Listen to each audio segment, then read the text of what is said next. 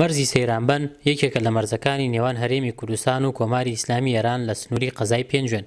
فەرمانگەکانی سلێمانی سەرقاڵی تەواوکردنی ئامادەکاریەکانن بۆکردنەوەی مەرزەکە بە شێوەیەکی فەرمی و تا ئێستا و فەرمانگەکراوەتە و بڕیارە سەرەتای مانگی سێ بکرێتەوە. لە ئێستاشدا لەلایەن پارێزگای سلێمانیەوە چەند لیژنەیەک بۆ چارەسەرکردنی کەموکوڕیەکانی مەرزەکە پێکهێنراوە.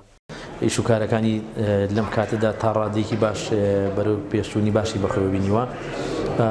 سەبارەت بە ڕێگەوبانەکەی دیارە ڕێگەوبانەکەی تا ڕادێکی زۆر باشە ئەوەی کە پێویستەکە چاک بکرێت کیلۆمەترێک بۆ 2 کیلۆمەتر بێت. وەکو کارەبا بڕیار وایە وڵاتی ئێران کارەبای مەرزەکە دابین بکات. بەهۆی ئەوەی هێشتا حکوومەتی عێراق مەرزی سەیرانبەنی بە فەرمی نەناساندووە، بە نیمچە فەرمیدا دەنرێت و بە شێوەیەکی سنووردار هاڵوگۆڕی بازرگانی تێدا دەکرێت. شارەزایانی ئابووری بازرگانی ئاماژە بۆ دەکەن لە کاتی بەنێودەوڵەتیکردنی مەرزی سەیرانبەندا دەواازەیەکی نوێی بازرگانی بەڕووی بازرگاناندا دەکرێتەوە و دەبێتە سەرچاوەیەکی گرنگی تری داهات و کاراسانی دەکات بۆ بازرگانان. مەرزی سەیرانبەن خۆی بۆ خۆی گرنگی ئەوەی هەیە کەوا توانێت یەکێ لە هێڵەکانی کاری بازرگانی لەگەڵ ناوچەی بانە و ناوچەی کوردستانی ڕۆژهەڵاتە پەیوەستکە تا کارەکان بە شێوەیەکی ئاسانتر بێت. ناوچەکە بۆ ئێمە نزیکترە تێچوونی کەمترە بێت. مەرزی سەیرانبەن دەکەوێتە باکووری قەزای پێنجوێن و 45 کیلۆمەتر لە ناوەندی قەزاکەوە دوورە.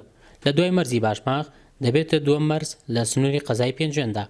بڕیاریشە لە ئایندەیەکی نزیکدا شاندێکی باڵای حکوومەتی عێراق سەدانی مەرزەکە بکەن و راپۆرتێک لەبارەی دوایین ئامادەکاریەکانەوە ئامادە بکەن. کردنەوەی هەر مەعبەرێک یان هەر دەواازەیەک یان هەر منفەزێکی نێودەوڵەتی بە تایبەتی لەگەڵ جمهوری ئیسلامی ئێرانە و بە تایبەتی لەم کاتێکی ئێستا ئێران هەنگاوێکی تازە هێنێ لە ڕووی ئەوەی کە ئابلوقی ئابووری لەسەر نەماوە کاریگەرێکی زۆر باشی لەسەر هاوڵاتیانە بێ لە پارێزگای سلێمانی. مەرزی سەیرانبەن دەبێتە چوارەمی مەرزی فەرمی لە سنووری پارێزگای سلێمانیدا کە هاوسنوورە لەگەڵ شارەکانی بانە و سەقز و سەردەشتی ڕۆژهەڵاتی کوردستاندا و تەنها 20 کیلۆمەتر لە شاری بانەوە دوورە. عومەر فەتاح، ئێنارتی، مەرزی سەیرانبەن لە قەزای پێنجوێن.